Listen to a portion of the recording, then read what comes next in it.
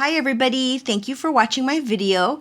Wanted to share with you a project that I've been working on and off all weekend, actually several projects. I'm now addicted to making shadow box cards.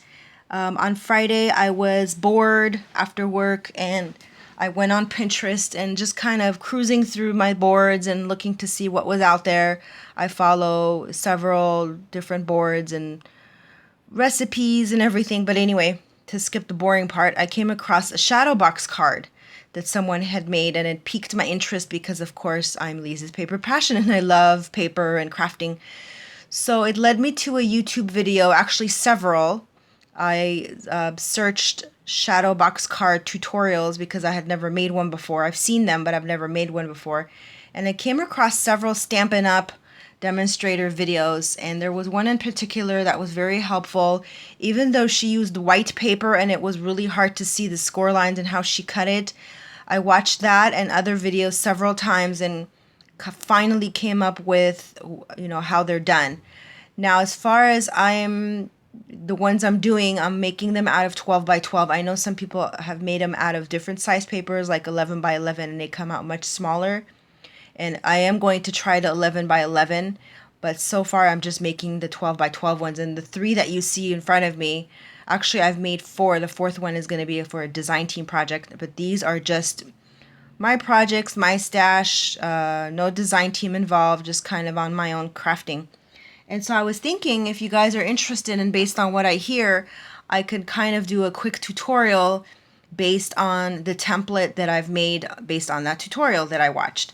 But the way I do it, I'm not saying I'm better than those people, and they've inspired me. And I'll put a link to the video that I watched.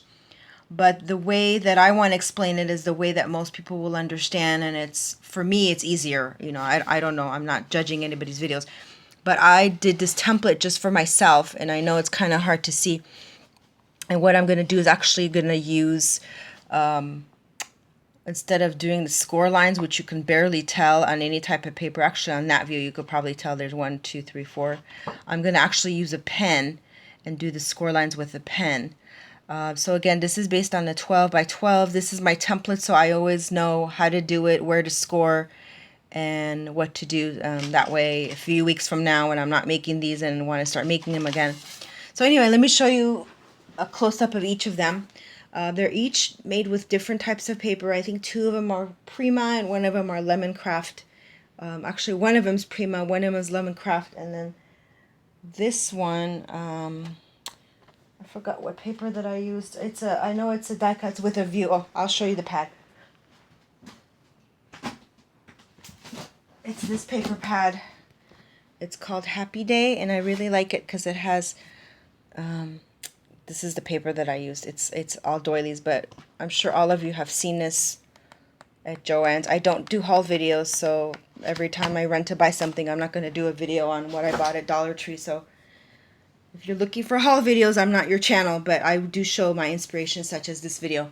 So anyway, enough with the rant, and let me go on with my project. Let me go ahead and show you. This is the first one that I made, and the reason why they're standing up is I put them on those Michaels chipboard cards that a lot of us were creating with. I had a lot in my stash, and I figured I wanted this card to be something that I would want to display after I give it to somebody. I hope that they're wanting to display it, so that way it stands up perfectly, and all I did is just attach it with a glue gun. I understand and know that the shadow box card itself is bigger than the frame, but that's fine with me because as long as it's bigger and not smaller, and that way you don't see the back part. So it's perfect to give to somebody and they just write in it, and then, or you write in it to whoever you give to, and then the person hopefully will display it. And inside of it is one of the shakers that I've made. That's another tutorial that I'm contemplating doing.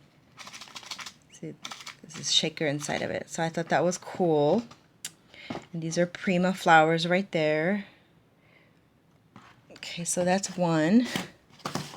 And then this is the second one that I made. And this is using one of the Prima vines, and then I added some more flowers to it. I love using those vines. And there's one of my Gorgeous Girl stamps. I stamped her on just some cardstock that kind of matched the Prima. This is a Prima paper that I used. I'm not really good at coloring. Actually, I'm not good at coloring at all. But I'd used some Prima markers and just some watercolor markers that I had, and then went over it with the watercolor brush. My friend Michelle Randolph, if you ever want to see beautiful coloring, check out her channel because she does the most beautiful coloring.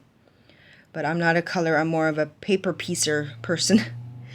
So anyway, so this one I put some of this trim that I got from Daiso. It already has a sticker back, so that was pretty easy. And then this dream sentiment from Michaels. And then this is also the same. Sits up like an easel. So that's the second one I made. And the third one I made right before going off to dinner now, so I figured I'd make a quick card. And these are so addicting, I'm telling you, once you start making them. And they're so easy. Once you kind of, get the scoring marks and start doing it, they're really, really easy to do. You'll just whip them out, and it's very fun, I think. So anyway, so this was the Prima paper. This is from the Jody Lee collection. And then this is another Gorgeous Girl stamp. Actually, let me bring it up closer. This is a Gorgeous Girl stamp. I took a doily. As a lot of you know, a lot of my projects involve some type of doily. And this was a white doily that I sprayed with my Prima sprays. And then she gives hope. So the O is a flower, and then this is just some random flower stamens and things. And these are Prima. As you all know, I love using Prima flowers.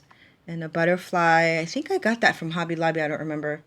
And one of my favorite rose trims, just cut small to make the body of the butterfly. And again, this stands up.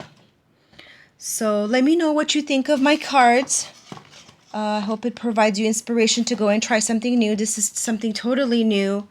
I mean, not cards itself, but these type of cards were something totally new that I had never tried before. And I'm glad for Pinterest. I'm glad for the people that take the time to post pictures of things, and people who take the time to do tutorials. I think it's really important for us to all kind of help each other.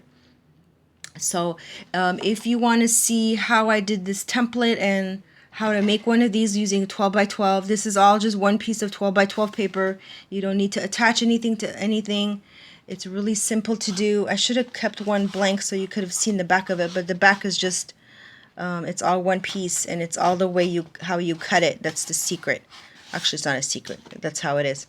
So anyway, hope you subscribe to my channel for more inspiration. Stay tuned for more videos, and thank you so much for taking the time to stop by my channel. I really appreciate it. God bless.